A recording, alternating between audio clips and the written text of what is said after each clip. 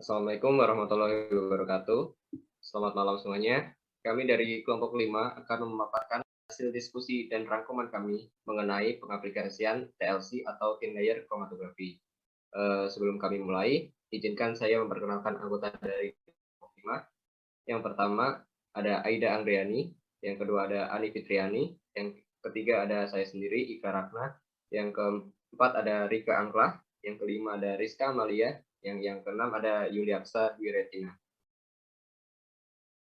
Oke, berikut adalah jurnal yang telah kami rangkum, yaitu analisis kromatografi layar tipis atau KLT dan aktivitas antihiperuresimia ekstrak rebung Schizotasium brachiladum kurs pada mencit putih jantan, yang ditulis oleh Johannes Allen, Fitria Lavita Agresa, dan Yori Yuliandra. Oke, yang akan kami paparkan pada hari ini adalah abstrak, metode dan data, pembahasan, dan yang terakhir adalah kesimpulan. Sebelum ke pokok pembahasan, kenapa sih kita memilih jurnal tersebut untuk dirangkum dan didiskusiin? Bambu ini merupakan tanaman yang memiliki berbagai manfaat. Selain bisa dijadikan sebagai makanan, bambu juga digunakan sebagai obat secara tradisional oleh masyarakat. Salah satunya yaitu penyakit hiperuresemia. Nah, hiperuresemia ini adalah penyakit sendi yang disebabkan oleh tingginya asam urat di dalam darah. Nah, rebung ini memiliki efek antioksidan, anti-free radikal, dan anti-aging yang dapat diekstraksi dan dapat dibuat dalam bentuk kapsul dan tablet. Nah, penderita penyakit hiperuresemia ini sering diresepkan pakai obat kimia yaitu allopurinol untuk menurunkan kadar asam urat. Meskipun tergolong sangat efektif, tapi obat ini memiliki efek samping yang cukup banyak, yaitu seperti mual, diare, hingga kulit kemerahan yang disertai gatal. Maka dari itu, usaha pencarian dan pengembangan obat-obatan dilakukan, termasuk juga melalui pengujian dari bahan alam. Nah, penelitian ini diharapkan dapat menghasilkan suatu data tentang pengaruh ekstrak bambu terhadap kadar asam urat.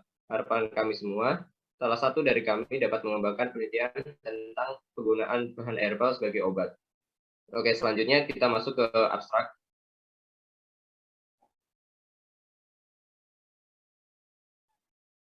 Abstrak pada jurnal kali ini adalah ekstraksi dan analisis kromatografi lapis tipis atau KLT dari ekstrak rebung Schizotasium brachiladum kurs, serta uji aktivitas antihiperuresemia pada mencit putih jantan telah dilakukan.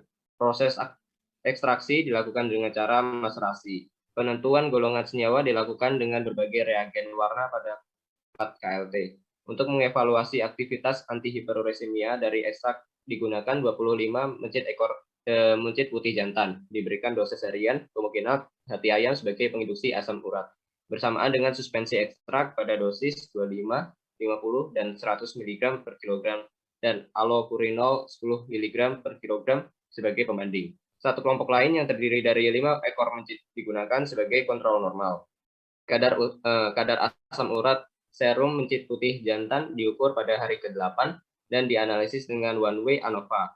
Analisis KLT menunjukkan ekstraksi mengandung senyawa fenolik dan terpenoid. Hasil pengukuran kadar asam urat serum menunjukkan ekstrak rebung dengan dosis 25, 50, dan 100 mg per kilogram dapat menurunkan kadar asam urat mencit putih jantan dan berbeda secara signifikan dibandingkan dengan kontrol P kurang dari 0,05. Ketika dosis ekstrak tidak diperlihatkan perbedaan yang nyata dalam menurunkan kadar asam urat P lebih dari 0,05. Penelitian ini menyimpulkan bahwa ekstrak rebung memiliki aktivitas antihiperuresemia. Untuk selanjutnya, metode akan disampaikan oleh teman saya. Baik, kemudian untuk metode.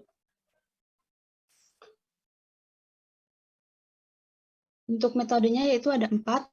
Yang pertama ada penyiapan ekstrak, yang kedua analisis KLT pada ekstrak, yang ketiga evaluasi aktivitas hiperuresemia, dan yang keempat adalah analisis data.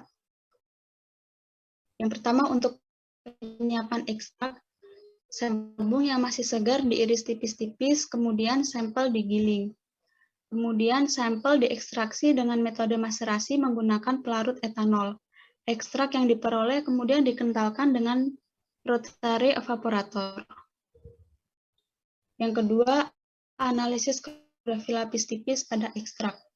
Pemisahan dengan kromatografi lapis tipis atau KLT dilakukan beberapa kali menggunakan beberapa elemen dengan tingkat kepolaran yang berbeda untuk mendapatkan pelarut yang mampu memberikan pemisahan yang baik serta zat warna yang bagus. Bercak pada plat KLT dimonitor di bawah lampu UV 254 nanometer dan UV 365 nanometer. Untuk menentukan golongan senyawa pada uji KLT dilakukan dengan penyemprotan plat KLT dengan beberapa reaksi. Kemudian komponen yang dievaluasi dari ekstrak ini meliputi uji alkaloid, fenol, terpenoid, dan flavonoid dengan menggunakan reaksi Dragendorf reagent, FeCl3, dan vanilin asam sulfat secara berturut-turut. Kemudian dilanjutkan oleh teman saya. Baik, untuk metode selanjutnya yaitu evaluasi aktivitas antihiperuremia.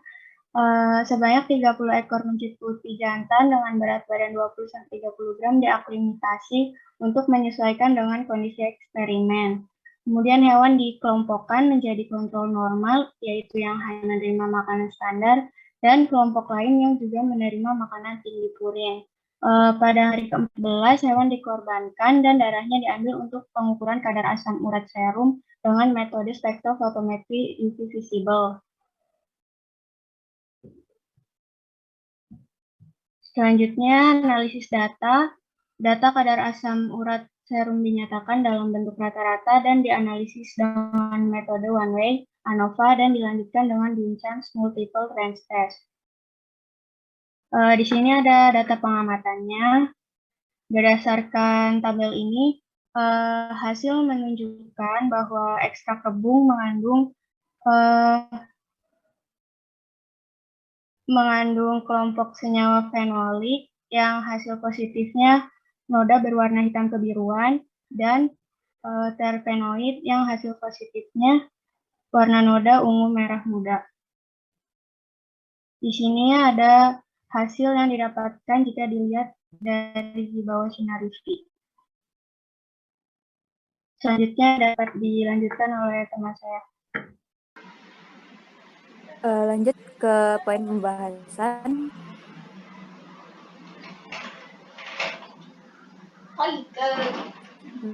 Pada proses ini dilakukan ekstraksi dengan metode maserasi selama 3 kali 24 jam dengan pelarut etanol. Kemudian hasil maserasi dipekatkan dengan rotary evaporator sampai didapatkan ekstrak yang kental. Kemudian ekstrak dilanjut ke analisis kromatografi dengan menggunakan KLT. Nah, di mana ekstraksi metode maserasi ini yaitu metode ekstraksi dengan cara perendaman sampel menggunakan pelarut yang sesuai dengan zat aktif yang ingin dipisahkan tanpa adanya pemanasan atau pemanasan dengan suhu rendah. Analisis KLT yang dilakukan dengan menotolkan sampel pada plat KLT yang dielusikan dengan fase gerak diklorometan dibanding dengan metanol dengan perbandingan 7:3. Penentuan golongan senyawa aktif yang terdapat dalam ekstrak dilakukan dengan reaksi warna. Nah, dapat dilihat pada gambar itu ada hasil yang didapatkan dilihat di bawah sinar UV 254 nanometer, memperlihatkan adanya dua noda dengan nilai RF sebesar 0,1 dan 0,46. Gambar A merupakan perendaman di bawah sinar UV 254 nanometer yang menunjukkan bahwa senyawa tersebut memiliki minimal 2 ikatan rangkap terkonjugasi. Dan gambar B merupakan perendaman di bawah sinar UV pada panjang gelombang 365 nanometer yang menunjukkan bahwa senyawa tersebut memiliki ikatan rangkap terkonjugasi yang lebih panjang atau disebut dengan kromofor. Selanjutnya, untuk mendeteksi senyawa fenolik digunakan reagen FeCl3 dengan uji positifnya perubahan warna bercak menjadi biru atau hitam kuat setelah pemanasan. Reagen FeCl itu merupakan reaksi khas untuk mendeteksi senyawa fenolik yang tadi udah disampaikan. Terus reaksi vanilin asam sulfat juga digunakan untuk mendeteksi senyawa terpenoid, steroid, dan komponen minyak atsiri. Next. Bisa dilihat pada gambar C dan D. Nah, pada gambar C itu terdapat satu noda dengan bercak RF 0,26 yang mengalami perubahan dari tidak berwarna menjadi warna hitam kebiruan. Ekstrak mengandung komponen senyawa golongan fenol yang berarti menunjukkan hasil yang positif. Pada gambar D menunjukkan hasil positif dengan perubahan warna bercak menjadi ungu setelah pemanasan dengan nilai RF 0,26 dan menunjukkan adanya senyawa terpenoid, khususnya triterpenoid. Selanjutnya akan dilanjutkan oleh teman-teman.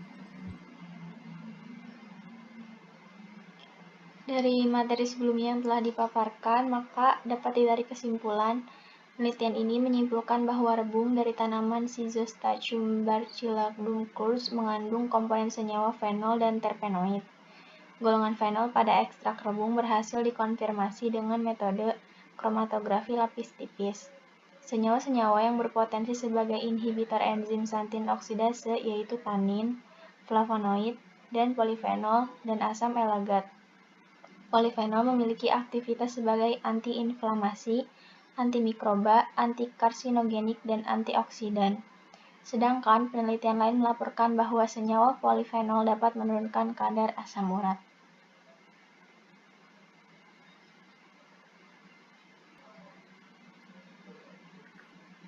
Sekian pemaparan yang kami telah lakukan.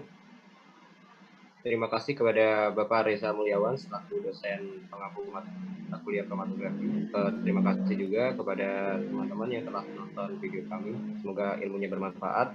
Wassalamualaikum warahmatullahi wabarakatuh.